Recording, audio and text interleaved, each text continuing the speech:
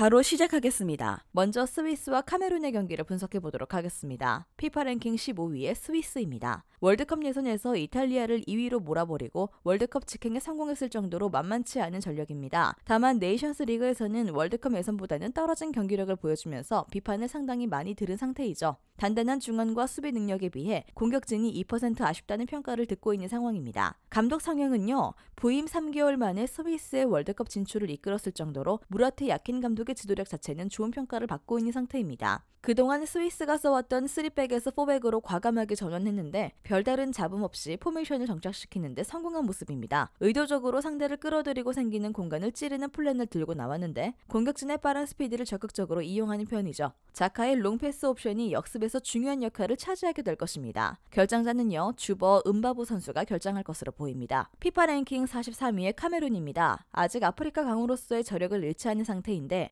예선에서 코트디부아르와 알제리라는 만만치 않은 상대를 꺾고 올라왔고 과정도 매우 극적이었습니다. 에칸비가 극적인 동점골로 알제리를 침몰시켰던 최종 예선 2차전 경기가 그 백미였다고 할 수 있을 것입니다. 감독 성향은요, 리고베르송 감독은 지휘봉을 잡은 지 1년밖에 되지 않은 초보 감독입니다. 다만 선수 시절에 월드컵만 4번을 출전했을 정도로 국내에서의 입지는 상당한 수준이라 팀을 하나로 묶는 데는 탁월한 능력을 보여줄 수 있죠. 그동안 월드컵에서 팀 케미스트리가 무너지는 경우가 많았기 때문에 선수 시절의 명성을 바탕으로 선수단의 내분을 막아내는 역할은 해줄 수 있을 것입니다. 결장자는요, 은가주, 오용고, 맨제크, 은지혜 선수가 결장할 것으로 보입니다. 두 팀이 서로 플레이 스타일이 비슷한데 서로 상대를 끌어들이고 뒷공간을 다이렉트하게 노리는 역습 양상의 팀입니다. 이 때문에 역습 시에 공간이 보장이 되어야 공격이 잘 통하는데 라인을 두 팀 모두 뒤로 무르는 팀이다 보니 역습 시에 공간 확보가 쉬운 미션은 아닐 것입니다. 무승부를 예상합니다.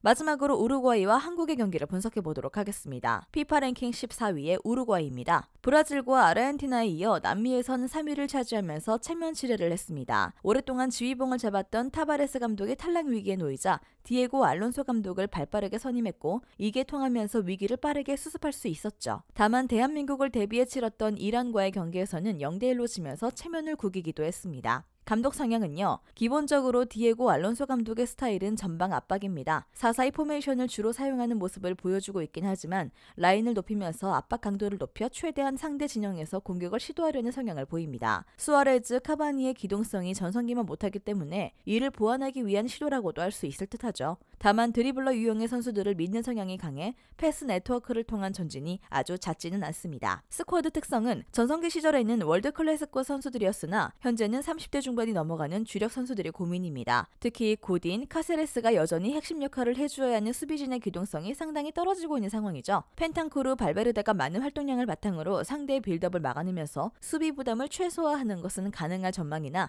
상대가 직선적인 공격을 시도했을 경우 뒷공간 커버에 어려움을 느끼면서 실점할 가능성도 높습니다. 앞서 언급했듯이 우루과이는 라인을 높이는 빈도가 상당한 팀입니다. 피파 랭킹 28위의 대한민국입니다. 2010년 이후 선수들의 기량이 가장 좋은 대표팀을 꾸렸다는 평가입니다. 다만 부족한 전술 다양성으로 인해 경기력적인 면에서 팬들에게 아주 큰 만족도는 주고 있지 못한 편입니다. 특히 압박이 휘둘리는 경우가 많은 편인데 월드컵 진출이 확정된 상황이긴 했지만 UAE에게도 약점을 파열당하면서 1대3으로 무기력한 패배를 당하기도 했죠. 감독 성향은요, 벤투 감독의 기본적인 플랜은 빌드업 축구입니다. 아이슬란드와의 평가전에서는 3백을 꺼내들기도 했지만 기본적으로는 4백 기반의 후방 빌드업을 중시하는 축구를 선보이고 있습니다. 다만 앞서 언급했던 압박 대처 능력 부족으로 인해 타 대륙팀들과의 친선전에서는 불안한 모습을 보여주기도 했고 명확한 플랜 B가 있는지에 대한 의문부호는 꼬리뼈처럼 따라다니고 있습니다. 스쿼드 특성은요, 지금까지 출전했던 월드컵 엔트리 중 가장 해외파 비중이 높다고 해도 과언이 아닌 상태인데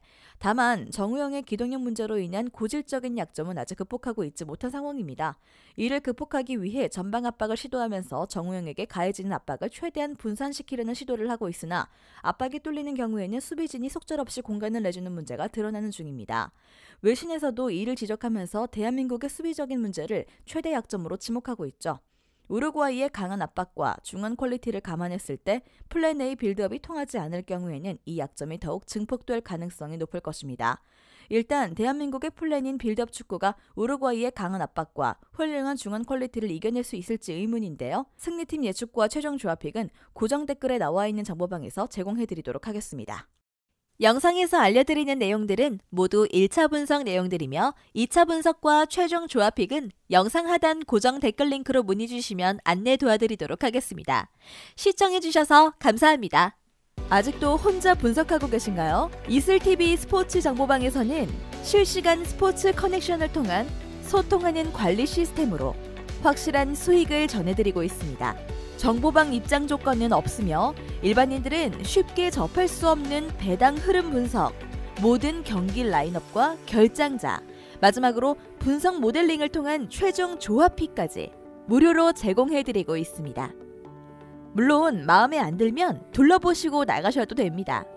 혼자 하면 단기간으로 수익을 볼 수도 있겠지만 함께 하면 장기간으로 꾸준한 수익이 가능합니다. 정보방 무료 참여하시고 꾸준한 수익을 원하시는 분들은 영상 고정 댓글 링크로 문의 주시면 안내 도와드리겠습니다. 늦지 않았습니다. 함께 합시다.